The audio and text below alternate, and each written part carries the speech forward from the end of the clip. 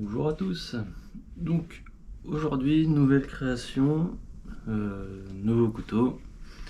Cette fois-ci, je vais créer un couteau que tout le monde connaît dans le milieu du bushcraft, qui va être le puukko, qui est un couteau traditionnel scandinave.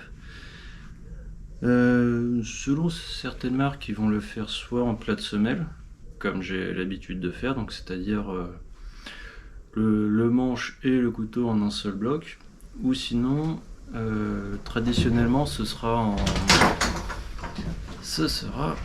en soie traversante. Donc du coup là j'ai commencé à ébavurer brièvement la pièce. Donc sur le puukko, donc la lame va être assez petite, mais le manche assez conséquent pour vraiment couper du bois et avoir une tranche assez incisive. Vu que c'est un couteau scandinave, on va retrouver une émouture scandinave. Je ferai une vidéo explicative sur les différentes émoutures, le comment du pourquoi, etc. Donc ce sera probablement pour la prochaine vidéo, ce qui pourrait être très intéressant. Donc le concept d'avoir une soie traversante, c'est que au lieu d'avoir l'acier au milieu et de plaquettes, en fait on va avoir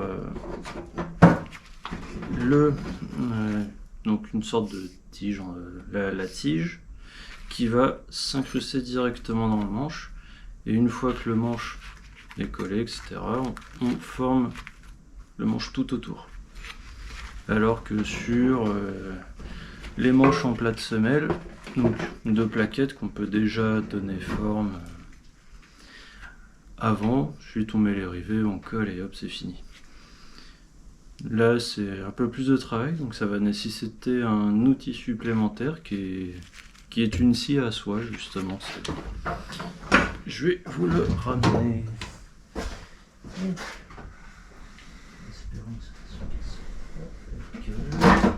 Alors, où est-ce qu'il est caché?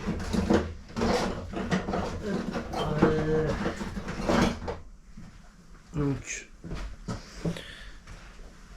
une scie à soie, en fait, on va créer dans le bloc un trou de l'épaisseur de l'acier quand même. Et ensuite, avec la largeur prédéfinie de la soie, on va venir creuser sur toute la longueur et la largeur. Comme ça va permettre de bien castrer le bloc. Après, on remplira le trou de mélange de résine époxy, etc. Et voilà, donc ça rajoute un travail supplémentaire, mais ça va être super sympa. Et bien évidemment,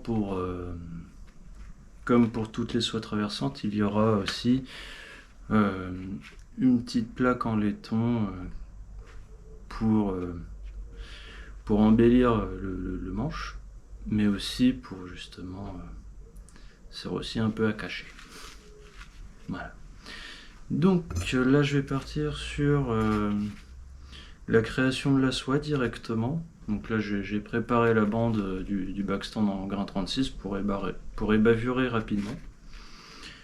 Et après je partirai directement sur la forge pour créer la pointe, la courbure du ventre. En anglais on dit le belly, donc le petit bidou. Et ensuite créer les moutures scandinaves directement. Voilà, allez, c'est parti.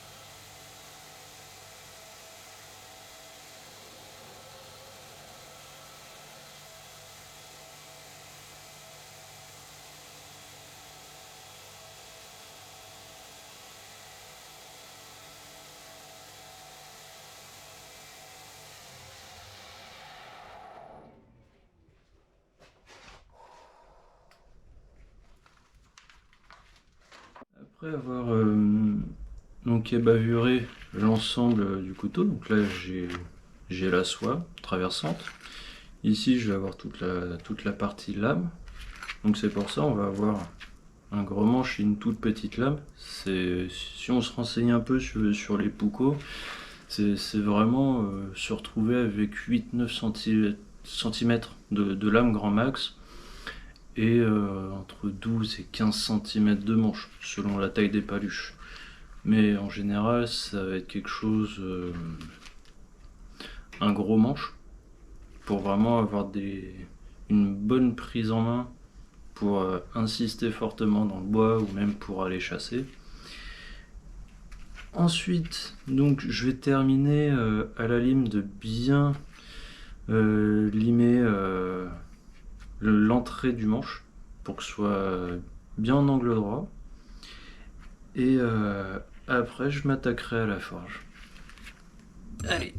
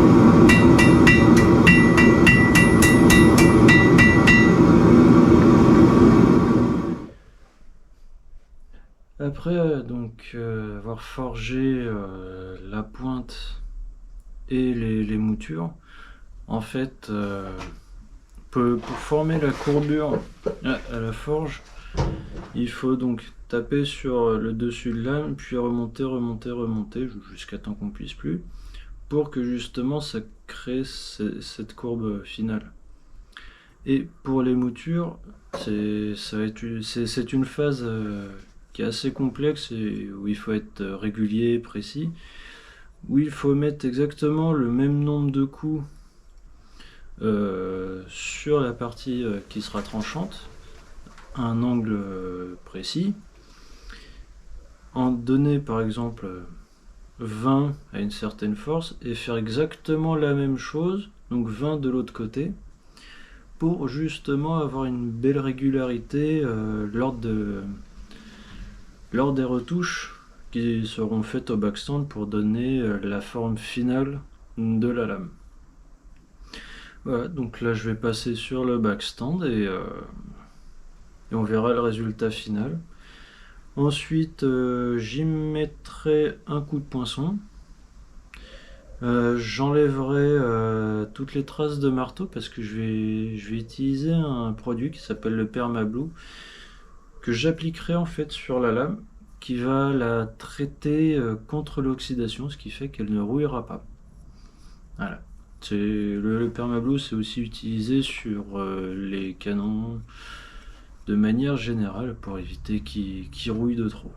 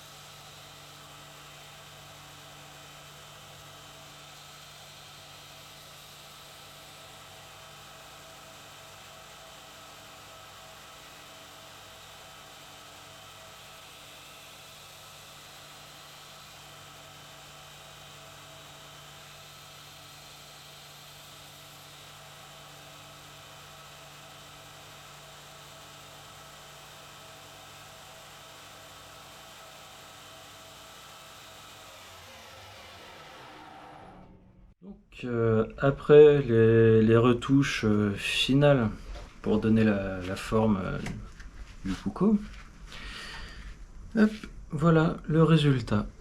Donc j'y ai déjà créé les moutures que j'avais fait au marteau, et donc là je l'ai terminé au backstand pour lui donner vraiment la forme nécessaire.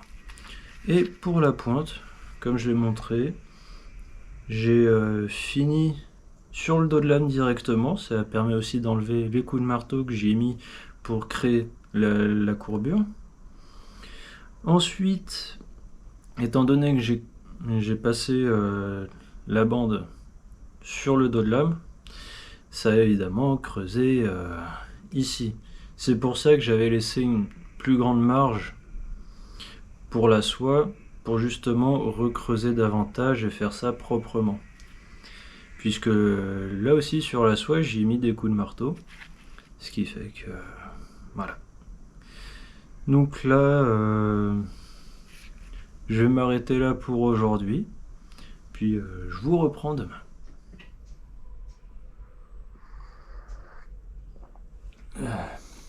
Jour 2. Donc hier hors vidéo, donc j'ai poncé au backstand directement les traces de marteau pour justement que ce soit tout beau tout propre, et j'en ai profité justement pour y mettre le poinçon. Donc là, ce que je vais faire, je vais continuer de poncer brièvement à la main pour bien délimiter les moutures et l'autre zone. Comme ça va bien se voir après quand je vais faire le traitement thermique et accompagné du permablue pour bien délimiter les zones. Après ça, donc je vais m'attaquer principalement aux manches, parce que le temps que je reçoive le papier de verre, le papier abrasif, parce que comme pour tout, c'est du consommable, donc ça prend du temps, mais ça part et ça coûte cher. Donc sur le manche, donc il y aura le bois ici. Ensuite, entre les deux, j'y mettrai une autre essence de bois accompagnée de l'intercalaire bleu. Donc ça va être assez sympa. Et après, juste en bord de lame, j'y mettrai du laiton. Donc ça va être très très sympa. J'hésite encore ce que je lui ferai pas en bois de bogote. Justement, ça pourrait être très sympa. Après, si je lui mets... là-dessus, je réfléchirai. Parce que le bloc, il est assez énervé. Donc, je pense que j'aurai de quoi faire. Allez, donc, un peu de ponçage et je reviens vers vous après.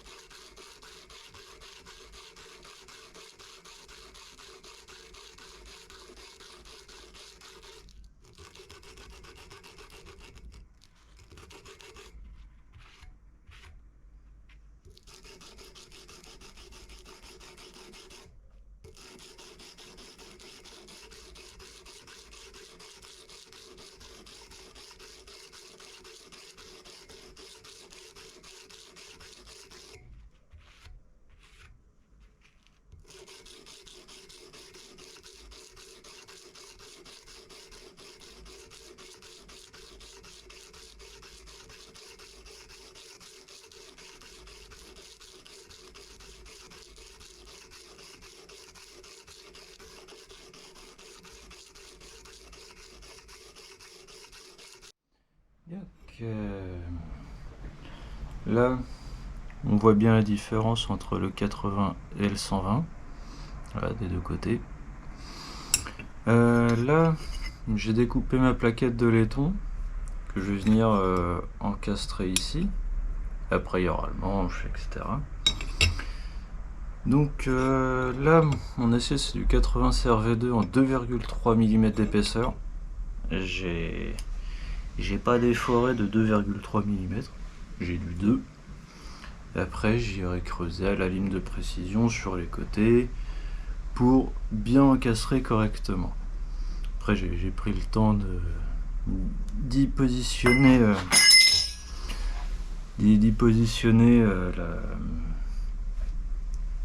la soie pour ensuite me dire c'est là que je vais creuser, et puis c'est pour ça que j'ai fait une grosse plaquette pour justement avoir de l'espace, de la marge si jamais je me plante.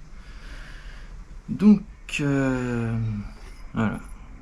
Donc je sais que ça va être du 2 mm d'épaisseur, je le fous en plein milieu. Là. Quelque chose comme ça. Voilà. Une fois que ce sera fait, en plus c'est nickel, donc je creuserai sur tout le long. Voilà. Après j'essaierai, j'ajusterai et je reviens vers vous une fois que j'aurai terminé de faire tout le travail, parce que ça prend un peu de temps, c'est pas forcément intéressant à voir, mais voilà, je vous montrerai quand je terminerai. Donc après avoir bien travaillé, donc là, hop, la petite garde, elle rentre. Hop. Si on force un petit chouïa, hop, clac. Voilà, on a déjà un petit aspect, un avant-goût. Donc ce sera bien évidemment bien droit, etc. Il n'y aura pas de jeu, rien du tout. Mais bon, voilà, ça avance tranquillement. Après, je sais pas trop dans quel sens je vais le mettre. Mais bon, je pense que je le mettrai comme ça. Comme ça rentre bien, sans que je me plante ou que je me coupe. Voilà. Là, c'est nickel. Voilà. Donc comme ça va donner un petit aspect sympa avant tout. Donc là, je vais m'attaquer au traitement thermique, mettre la lame dans le four après. Après, qu'est-ce que je vais pouvoir faire d'autre? C'est attendre de recevoir la livraison pour le papier et les bandes. Choisir le bois d'arbre.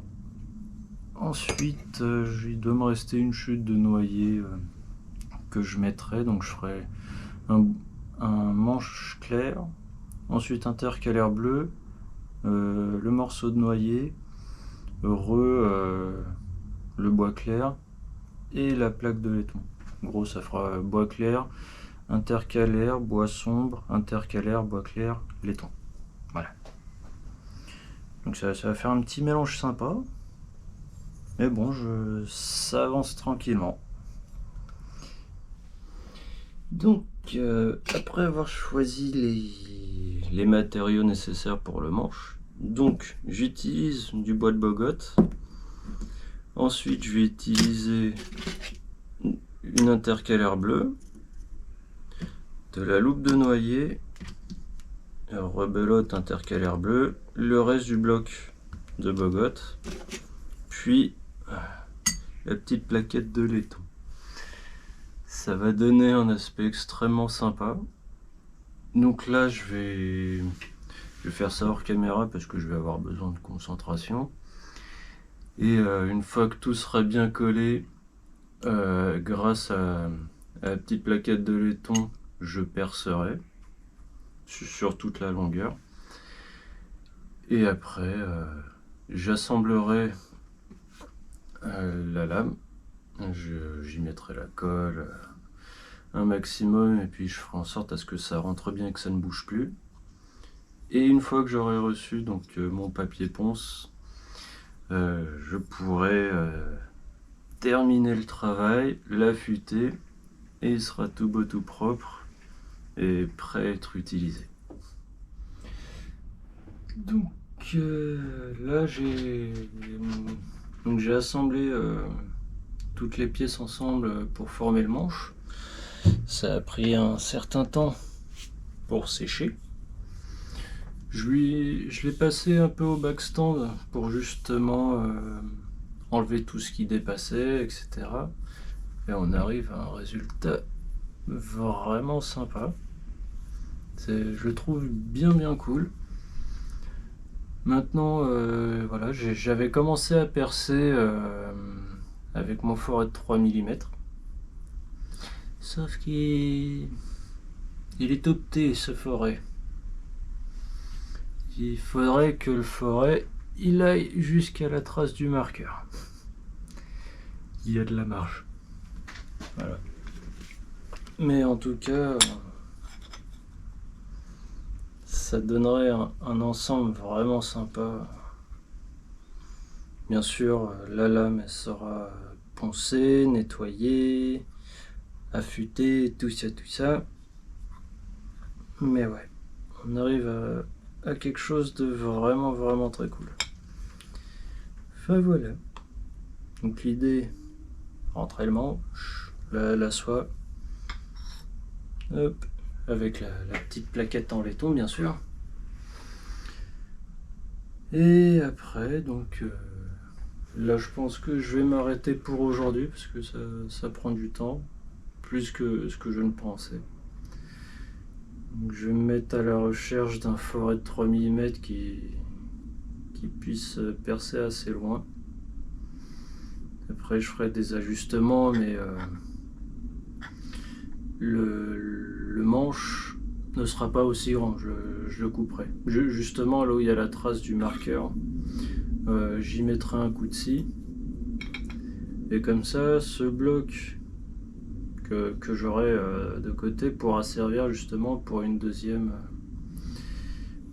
fusion de bois, si on peut dire ça comme ça. Voilà.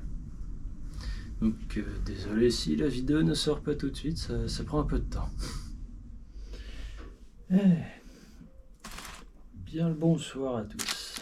Donc j'ai enfin reçu ma commande de papier abrasif, les bandes pour poncer, pour affûter. Je vais enfin pouvoir continuer le boulot. Enfin.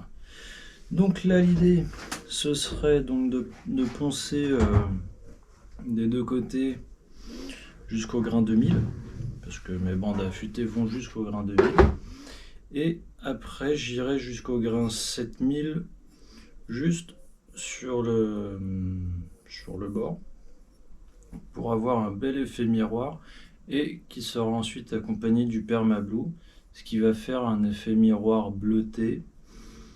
J'espère que le rendu sera magnifique. Pour le bloc de bois, pour le manche, il a parfaitement bien collé. Je l'ai poncé sur les côtés au backstand, etc. C'est un rendu vraiment magnifique. Donc voilà. Donc là, je vais sortir toutes mes feuilles. Du grain 60 au 7000. Et puis surtout, je vais rentrer en phase de méditation. Parfois, quand je ponce, il y a un petit chat là.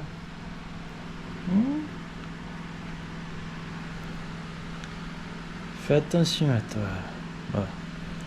J'ai la main devant la lame. Pire, si c'est ma main qui plante, c'est pas grave. Faut pas toucher au petit chat. Coucou petit chat. Donc, après déjà 1 heure de ponçage, donc j'ai fait le grain 60, 80, 120. Voilà déjà le petit résultat. Voilà, des deux côtés. Donc là je vais continuer de 40, 400, parce que j'ai pas commandé le 320, donc 400, 600, 800, et ainsi de suite. Donc là il est 21h30, voilà, encore facilement 2 bonnes heures. Parce que le plus dur et le plus long c'était d'enlever les traces de bande. sur les émoutures, vu que c'était une bande en grain 60, donc faut casser avec du grain 60. C'était plus compliqué à l'époque où je travaillais avec les bandes en 36 et que j'avais du papier en 80. Pas très smart. Donc je vous retrouve à tout à l'heure, donc s'il fait nuit, c'est normal.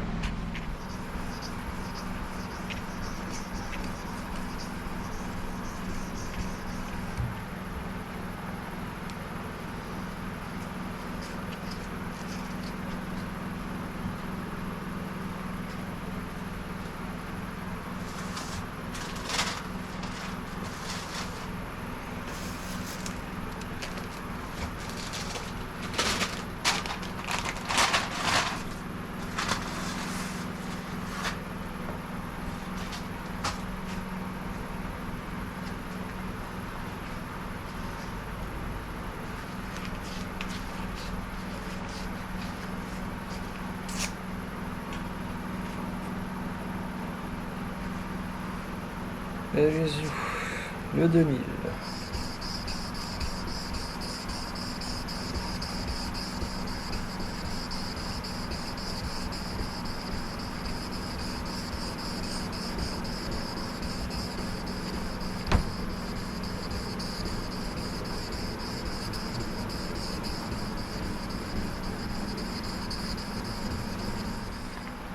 Que demain,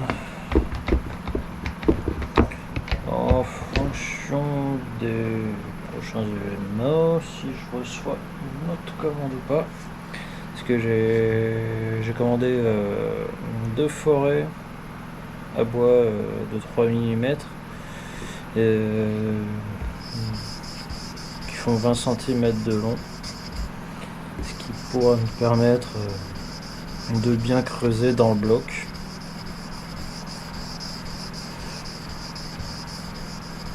Et ensuite pouvoir travailler correctement et glisser la lame avec la colle, etc.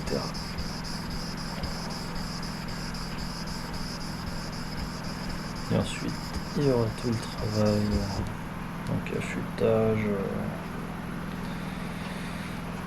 affûtage, finition, coup de permablue. Ensuite, tout le travail du manche. Donc, j'ai quelques bandes qui vont servir pour ça. Ensuite, il y aura tout le travail à la main de ponçage du bois pour lui donner un bel aspect.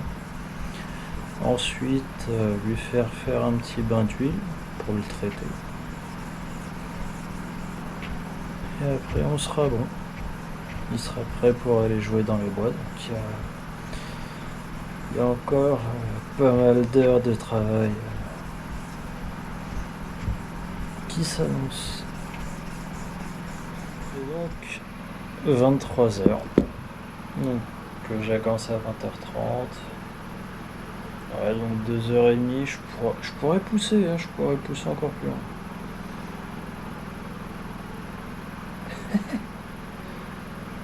Il est déjà un peu énervé. Je l'ai même pas passé à la bande ou quoi que ce soit pour l'affûter, c'est juste lié au ponçage qui fait qu'il a déjà un petit tranchant qui va être fort sympathique. Donc voilà. Et après 2h30 de ponçage, c'est pas encore tout à fait parfait, mais après je passerai un petit coup sur le touret pour cette zone. Après les moutures, donc comme j'ai dit, j'irai jusqu'au grain 7000 pour avoir un bel effet, puis après je terminerai la finition au cuir avec les produits de chez DBK, Dutch Bushcraft Knife, et les deux youtubeurs qui ont un de mes couteaux d'ailleurs. Et j'espère qu'ils en seront satisfaits. Enfin voilà. J'ai encore un peu de travail. Je vous dis à demain. Bonjour à tous. Donc hier soir j'ai terminé le ponçage de la lame. Là je m'occupe du bloc de bois qui va servir de manche. Donc mon foret de 3 mm de base il était trop petit. Ce qui fait que j'en ai commandé 2 autres mais de 20 cm. Bon 20 cm c'est trop grand. Donc je l'ai ajusté, je lui ai fait faire un petit tour au backstand et du coup j'ai creusé à l'intérieur. Là je vais ajuster à la lime de précision sur toute la longueur. Donc j'y ai fait un petit marquage entre probablement la fin du manche et là où il y a le coup de stylo. C'est là où va atteindre la soie. Donc je trouve que le manche va être assez correct pour un poco. Et ensuite j'y mettrai donc la soie et la petite plaquette en laiton avec de la colle bien sûr. Ensuite j'arrondirai un maximum le manche au backstand, petit tour d'affûtage et on voit le résultat. Et pour le coup j'hésite vraiment à y mettre du permablue parce que je trouve que c'est vraiment classe. Donc là c'est parti. Petit point rapide après pratiquement 3 bonnes heures. Donc je continue de creuser mine de rien parce que ça prend du temps. C'est pas si évident de creuser avec la scie à soie justement qui est prévue pour. Plus quelques lignes de précision et j'utilise mon foret de 3 mm comme fraiseuse entre guillemets pour essayer de gagner un peu de temps. Mais bon, voilà. Si on regarde bien l'ensemble de la scie, ça fait pratiquement la soie complète. Voilà. Actuellement, j'en suis à là. Donc il me reste pas grand chose à faire. Ça prend vraiment du temps. Donc voilà, faut pas être pressé. Donc voilà, j'essaye de creuser toutes les imperfections, de scier tout ce qui peut m'empêcher de rentrer la soie de la lame entièrement.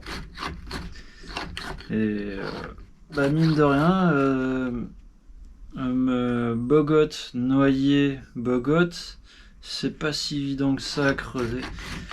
J'ai l'impression que ça fait un ensemble vraiment dur. Donc en soi, c'est plutôt une bonne chose. Hein. Mais bon, voilà, ça c'est un des problèmes qui arrive régulièrement. C'est justement la soie de la scie qui a tendance à se barrer régulièrement. Qui a tendance aussi à se planter dans mes doigts régulièrement. Voilà. Bon, je vous dis à tout à l'heure dès que c'est fini. Eh bien, ça y est. J'y suis arrivé après un certain nombre d'heures avec la scie, les limes. Le foret de 3 m'a bien aidé. Mais ça y est. Il est en train de coller.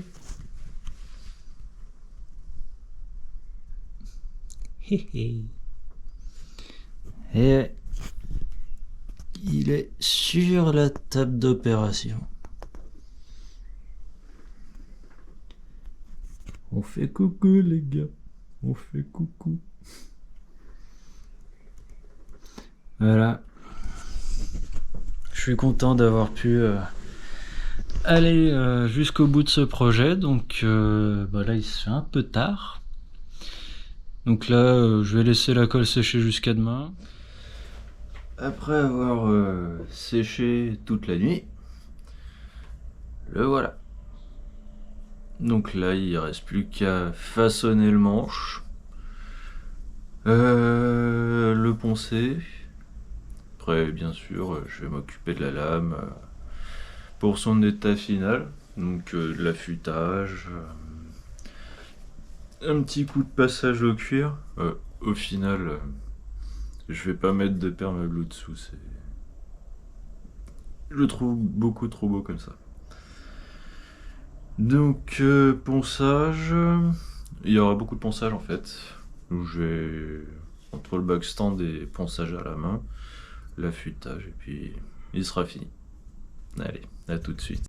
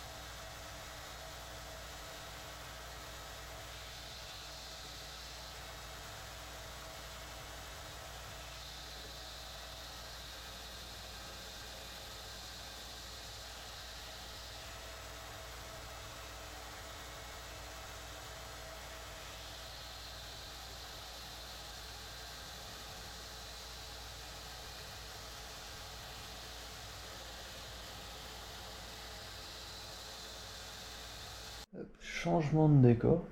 Donc là, c'est chez moi. Donc j'ai fini le Poco. Ça y est, il est fini, il est affûté. Un vrai rasoir à branches. Je l'ai brièvement testé sur des petites branches sèches. Très très efficace. Sans plus attendre. Voilà le résultat. Voilà, je le trouve vraiment sympa. Puis cet effet un peu noirci, comme s'il avait été flambé, que ce soit la pièce de laiton ou le reste du bois qui est très sombre, ça lui donne un aspect vraiment sympa. En tout cas, merci de m'avoir suivi dans cette longue aventure. N'hésitez pas à commenter, liker, partager, tout ça, à venir me suivre sur Gragram. De toute façon, les liens habituels seront dans la description. Merci à vous.